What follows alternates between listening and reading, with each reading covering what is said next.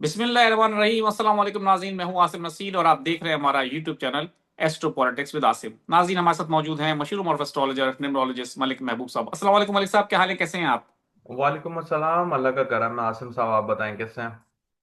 मैं बिल्कुल ठीक हूं मलिक साहब, और आपकी पेशन गोई तो दुरुस्त साबित हो गई। आपने कहा था कि ये जंग रुक नहीं सकती, जंग होगी डेफिनेटली। ईरान पर हमला होगा, अमेरिका और इसराइल हमला करेंगे।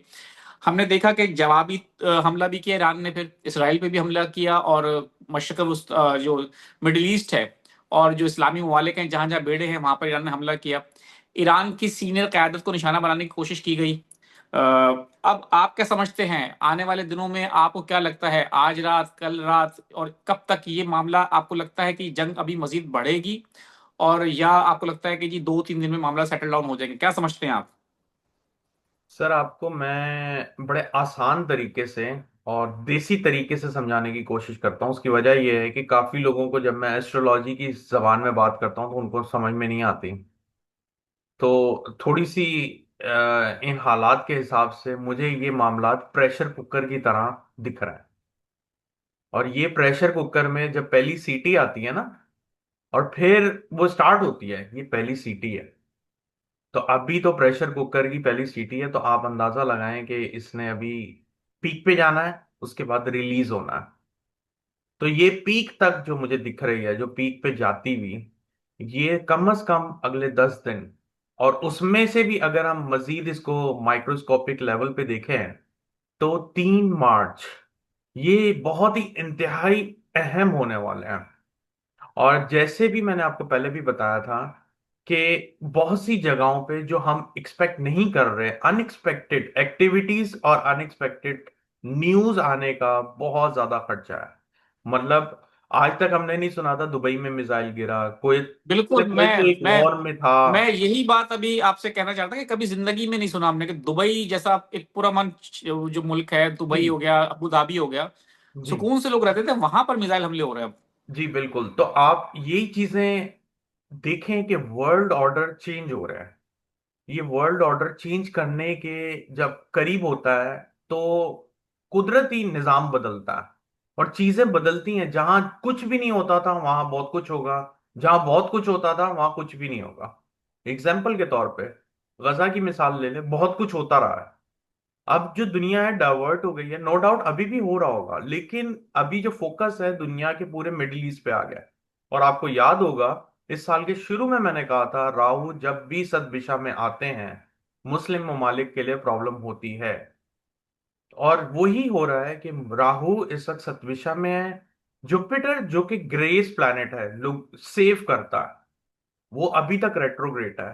मर्क्यूरी जो लॉजिक देता है वो भी रेट्रोग्रेट है। तो आप क्या एक्सपेक्ट करते हैं कि दुनिया सोच समझ के चलेगी? बिल्कुल भी नहीं चलेगी। अनएक्सपेक्टेड, अनप्रिडिक्टेबल चीजें अगले 4-5 दिनों में नजर आने वाली हैं। एक बात आप याद रखिएगा, ये जो वॉर होगी ये थोड़ी लंबी चलती हुई दिख रही है, मिनिमम अप्रैल तक। लेकिन कंटिन्यूस नहीं, कंटिन्यूस नहीं, कंटिन्यूस जो है अगले 10 दिन लगते हैं जो कि कंटिन्यूस रहेगी। उसके बाद ये समहाउ एक कह सकते हैं कि किसी तरह के मुआहदे पर आएंगे जो कि टेम्परेरी होगा। बट एट द मोमेंट अभी हालात बहुत ज्यादा बिगड़ते हुए नजर आ रहे हैं। दूसरी बात सर, ये बात ध्यान में रखिएगा कि यहाँ पे हम पाकिस्तान को नहीं भूल सकते। मैं बार बार बता रहा हूँ, जी। पाकिस्तान के साथ अफगानिस्तान के जो ताल्लुकात खराब हुए हैं उसमें खुदा ना खास्ता अल्लाह ना करे इंडिया भी कूदने का डर नजर आ रहा है। नो डाउट पाकिस्तान को हिमायत तो मिली है अमेरिका से, लेकिन ये जंग भी, अगर आप ये सोच रहे हैं कि खामोश हो गई है या साइलेंट हो गया है, खत्म हो गई है, ये जंग भी बहुत तवील होगी। क्योंकि अगर आप जाके अफगानियों का भी पीछे जाके हिस्ट्री देखें तो वो भी इतनी आसानी से पीछे नहीं हटते। और यही चीज ईरानियों में भी है। तो ईरानी कौम और अफगानी कौम ये यूं समझे गोरीला टाइप की कौमें हैं, इनके साथ बिल्कुल। जीतना आसान नहीं है। बेशक नो डाउट पाकिस्तान का अपर हैंड है, अल्लाह करे हमेशा रहे। लेकिन बजाहिर आपको जो जायचे के हिसाब से देख के मैं बता रहा हूँ उसमें मामलात जरा डिफिकल्ट नजर आते हैं मुझे। मलिक साहब, बहुत सारे लोग ये भी कह रहे हैं कि जी ईरान ने बहुत जल्दी अपना दीगर ममालिक जो हैं उस पे हमला कर दिया, जिसमें सऊदी अरब है, दुबई है, ओमान है, मिस्र है, कुवैत है, और मतलब काफी ममालिक हैं। दुबई मतलब अबू धाबी भी है, सऊदी अरब पे भी कर दिया इवन के, रियाज पे कह रहे धमाकों की आवाज सुनाई गई। तो बेहतर होता कि ईरान थोड़ा सा टाइम लेता और पहले इसराइल पे, पहले जैसे उसने किया था इसराइल पे ही हमले किए थे, और बाद में उसने जाके कतर पर हमला किया था गालबन, या मिस्र पे। तो अब पहले ही ईरान ने जो फौरन जो रिटेलिएट किया है, जो उसकी पहला सामने आया है उसका रिएक्शन, उसमें उसने मतलब तमाम इस्लामी ममालिक पे हमला कर दिया है। तो पाकिस्तान का भी ये मौकफ है कि जी ये हम इसकी मजम्मत करते हैं, गलत है, क्योंकि इस्लामी बरादर इस्लामी ममालिक हैं। तो आपको क्या लगता है कि इससे ईरान आलमी तनाई का शिकार हो सकता है, या ईरान के लिए मुश्किलात बढ़ सकती हैं? और दूसरा मेरा एक सवाल ये है, जो ईरान में ये ऑपरेशन कर रहा है अमेरिका और इसराइल, जो ये हमला उनका मकसद है, रिजीम चेंज चाहते हैं वो, आपको लगता है ईरान में रिजीम चेंज हो सकती है? पॉसिबल है, लेकिन इतनी जल्दी नहीं।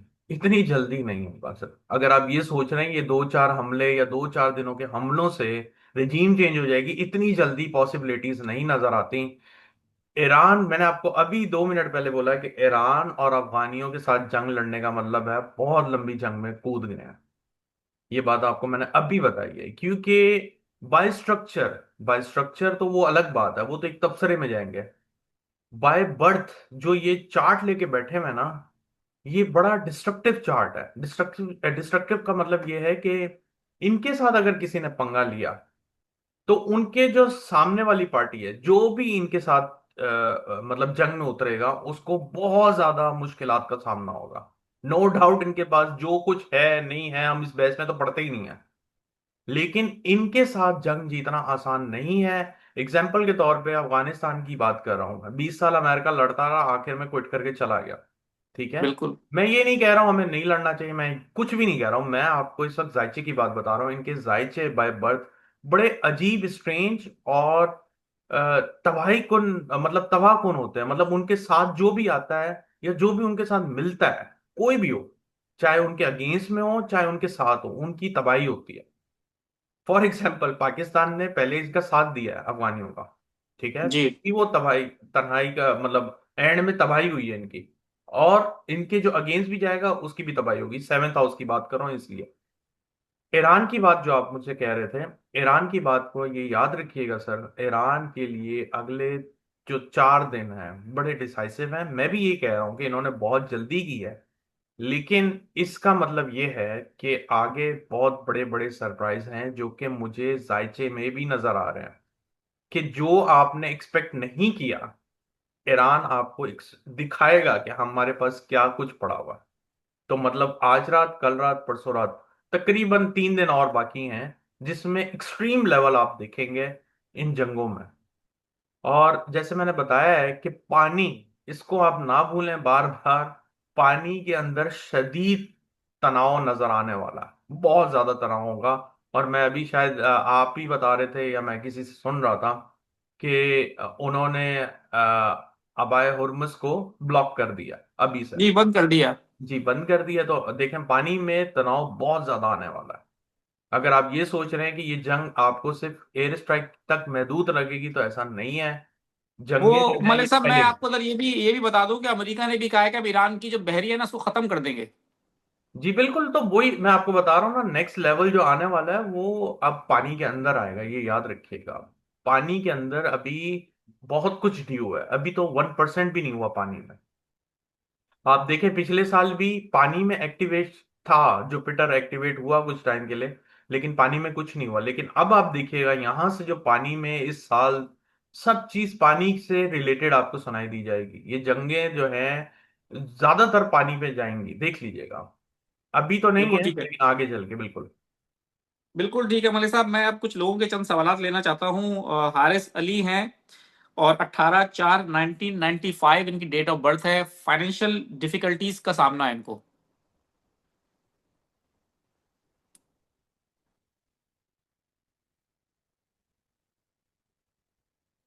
थोड़े टाइम रहेंगी। थोड़ा गुस्से पे कंट्रोल करें, बहुत ज्यादा एग्रेसिव हो जाते हैं। लेकिन मेरा ख्याल है कि 2026 में इनके लिए सारा मुश्किलात थोड़ी ज्यादा बढ़ती हुई दिख रही हैं, और अप्रैल के बाद। आदिल अली हैं 23/8/1998। कारोबार में मुश्किलात का सामना इनको।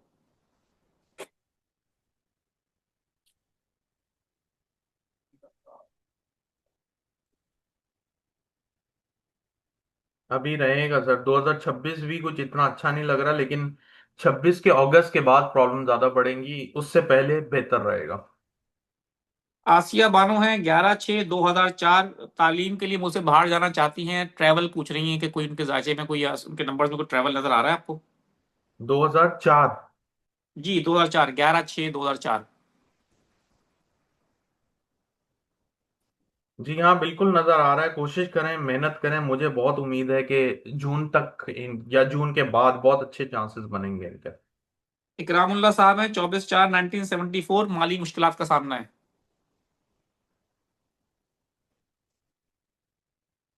ओह वाह सर, ये जायचा जरा नए किस्म का दिखा है मुझे।